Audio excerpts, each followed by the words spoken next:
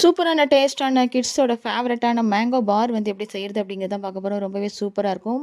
மாம்பழம் சீசனில் இந்த மாதிரி குழந்தைங்களுக்கு செஞ்சு கொடுக்கும்போது ரொம்பவே நல்லா சாப்பிடுவாங்க. 3 மாம்பழம் இதை வந்து நம்ம வந்து நல்லா கட் பண்ணி இந்த சதையை மட்டும் நம்ம என்ன பண்ணிக்கலாம் அப்படின்னா மிக்சியில் போட்டு நம்ம வந்து அரைச்சிக்க போகிறோம். அது கூட ஏலக்காய் 2 கிராம்பு போட்டு நம்ம அரைச்சிக்கலாம். நம்ம இப்போ வந்து ஒரு பேனில் வந்து ஒரு அரை கப்பு வந்து ஜீனி எடுத்துக்கலாம். நம்ம இது கூட லைட்டாக நம்ம வந்து தண்ணி ஊற்றி இதை வந்து நல்லா கொதிக்க விடலாம். பாகு வர வரைக்கும் நல்லா கொதிக்க விடலாம். நம்ம பாருங்கள் நல்லா கொதிச்சிருச்சு. இப்போ நம்ம அரைச்சி வச்சுருக்கிற மாம்பழத்தை வந்து இது கூட நம்ம நல்லா ஆட் பண்ணி இந்த மாதிரி நல்லா நம்ம கிண்டி விடணும். நம்ம அது வந்து மீடியம் ஃப்ளேமில் வச்சுக்கோங்க. ஹை ஃப்ளேமில் வச்சிங்க அப்படின்னா கருகிடும்.